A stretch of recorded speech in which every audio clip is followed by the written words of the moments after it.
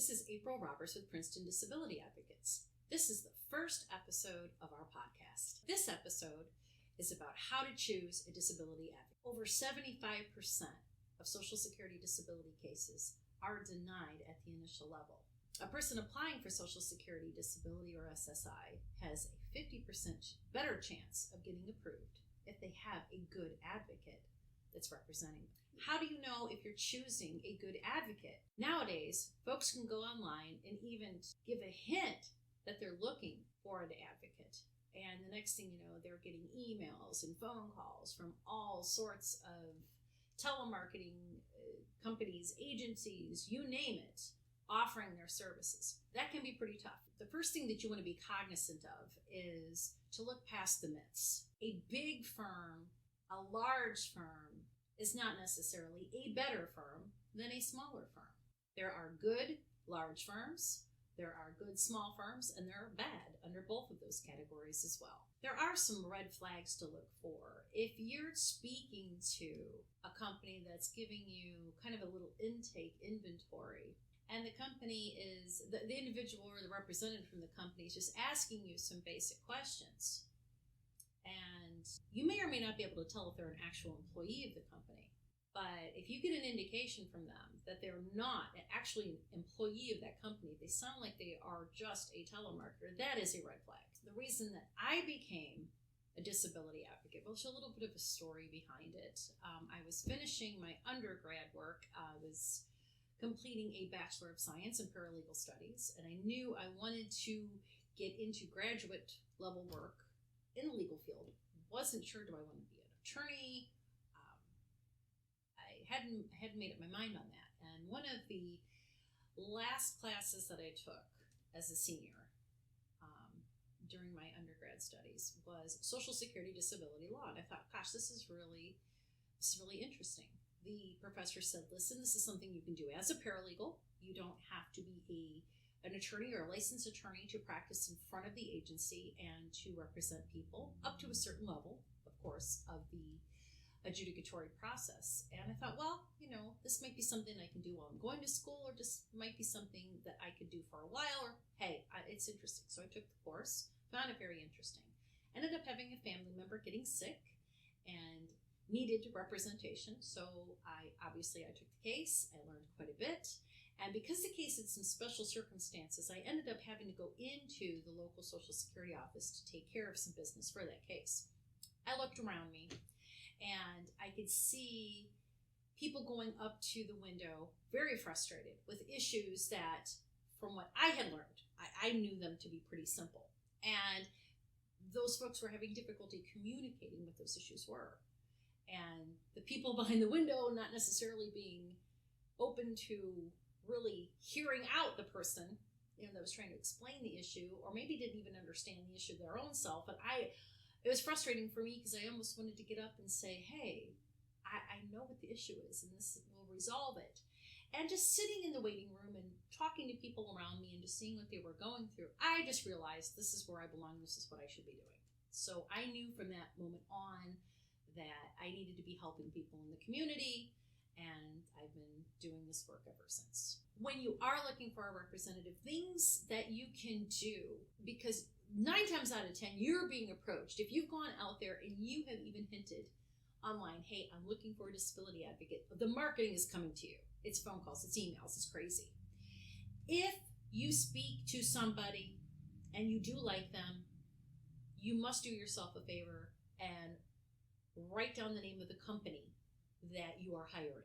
Write their name down, put it on your refrigerator, put it in your phone, put it someplace where you're going to remember that company's name, because there's a very good chance you're going to be contacted by other companies, and there's a good chance you're going to be inundated with packets of paperwork from multiple companies.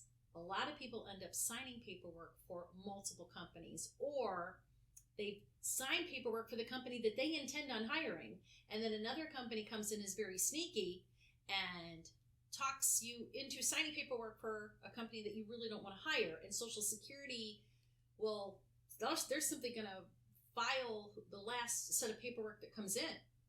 And the person that you want to be able to help you is not going to be able to help you because some imposter has come in and now they've got their name on your case. If your case gets approved, the wrong person's going to get paid.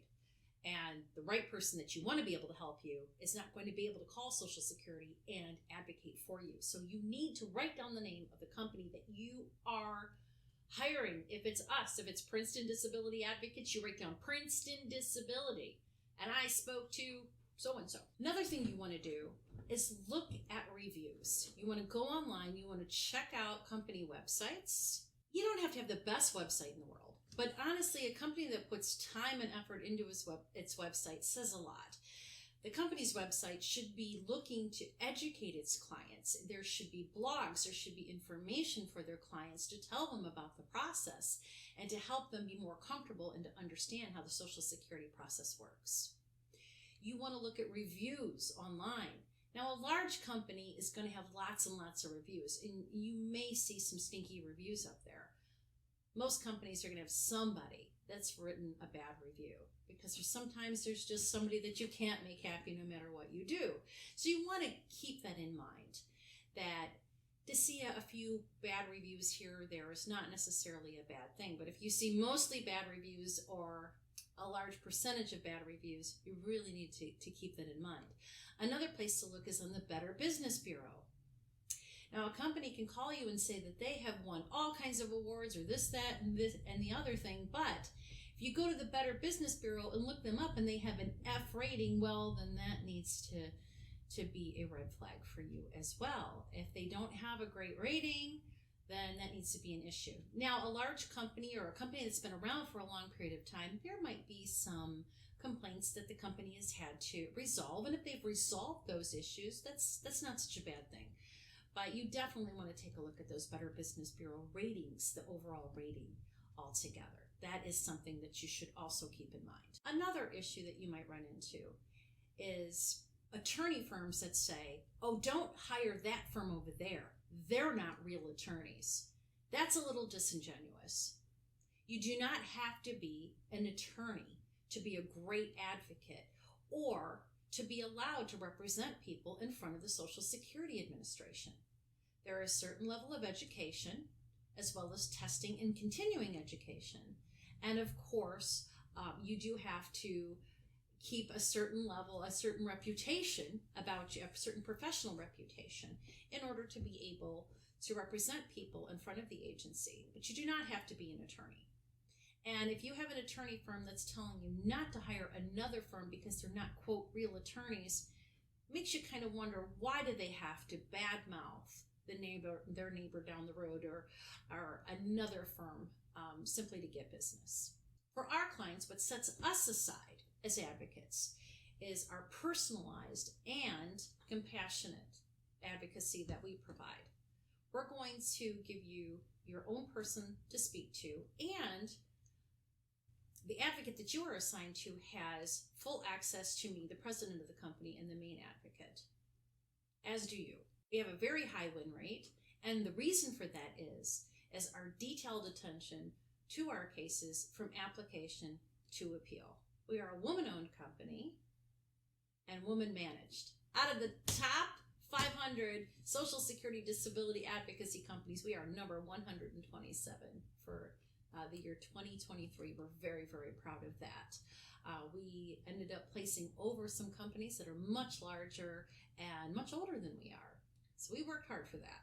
We are going to post weekly podcasts, and all of our info is below if you want to contact me.